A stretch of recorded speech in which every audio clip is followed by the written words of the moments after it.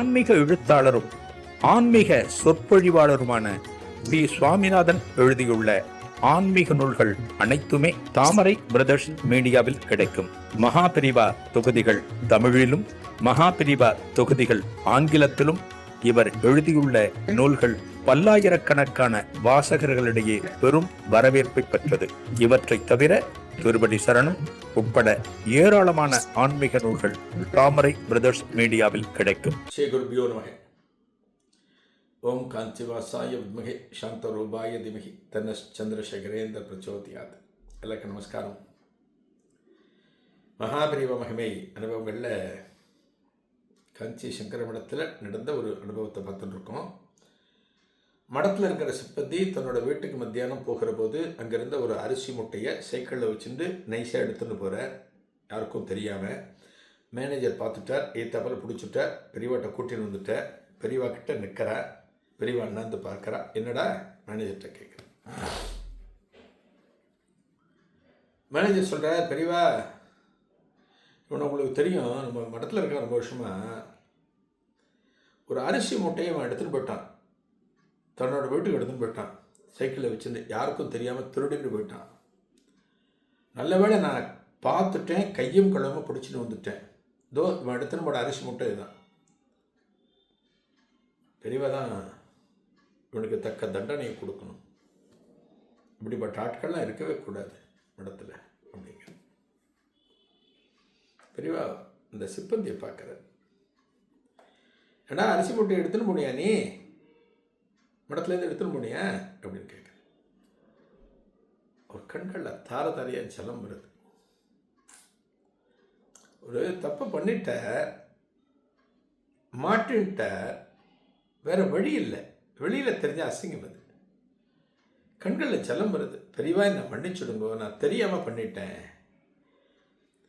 ஏதோ ஒரு ஏழ்மையில் வறுமையில் செய்யக்கூடாத காரியத்தை நான் பண்ணிட்டேன். பெரியவா என்னை மன்னிச்சுடுங்கோன்னு விழுந்து விழுந்து நமஸ்காரம் பண்ணுவோம் சிப்பந்தி.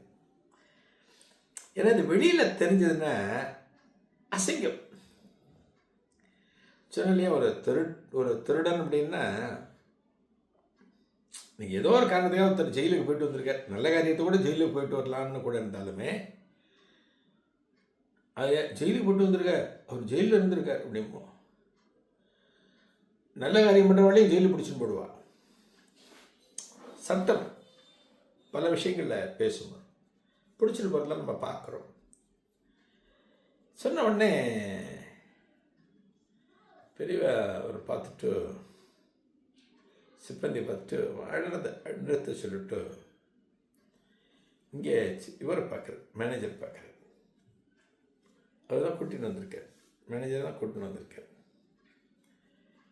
மேனேஜர்கிட்ட பெரியவா சொல்கிற, ஓ இவன் எடுத்துன்னு போனப்போ நீ தபில் வந்து பார்த்து இவனை கூட்டின்னு வந்துட்டியோ? ஆமாம் பெரியவா, நல்ல வேலை பெரியவா, நான் கவனிக்கலைன்னா இவன் எடுத்துன்னு போய்ப்பான் அரிசி மூட்டையை அப்படிங்கிற. பெரியவா சொல்கிற, பெரியவா பார்வைங்கிறது வேற. ஒரு விஷயத்தை நம்ம பார்க்குற பார்வை வேற, பெரியவா பார்க்குற பார்வை வேற. பெரியவா சொல்கிற, அவன் கரெக்டாக தானே பண்ணியிருக்கான், நல்லா தானே பண்ணியிருக்கான். அவன் இவன் நம்ம மடத்தில் வேலை செய்கிறான், மடத்தில் ஊழியம் பண்ணுறான், இவன் மடத்தில் சாப்பிட்றான், சம்பளம் கொடுக்குறோம். அந்த சம்பள பணம் அந்த குடும்பத்தை, அவனுடைய குடும்பத்தை நடத்துறதுக்கு போதலை. இவனை கவனிக்கிற நம்ம தான் இவன் குடும்பத்தையும் சந்தோஷமாக வச்சுக்கணும். நியாயமாக சொல்லப்போனால், நல்லா கவனிக்குவேன், பெரியவா சொல்கிறார், நியாயமாக சொல்லப்போனால் அந்த அரிசி முட்டையை இவன் சைக்கிளை வச்சுட்டு இவனோட கிரகத்துக்கு எடுத்துன்னு போகக்கூடாது. நீ என்ன பண்ணணும்? மடத்தில் இருக்கிற யாரானும் ஒரு சிப்பந்திக்கிட்ட, ஒரு ஊழியர்கிட்ட இந்த மூட்டையை கொடுத்து இவன் வீட்டில் கொண்டு வச்சுட்டுவான்னு நீ தான் சொல்லணும். இவன் பாவம், இவன் சுமந்துட்டு போகக்கூடாது. அவனுடைய குடும்பத்தில் இருக்கிற கஷ்டத்தையும் நாம தான் தீர்த்து வைக்கணும். நாம தான் இந்த அரிசி மூட்டையை கொண்டு அவன் குடும்பத்தில் சேர்க்கணும். இவன் தன்னோட சைக்கிளில் எடுத்துட்டு போகக்கூடாதுன்னு பெரியவா சொல்லிட்டு மேனேஜருக்கு இன்ஸ்ட்ரக்ஷன் கொடுக்குற. நீ என்ன பண்ணுற,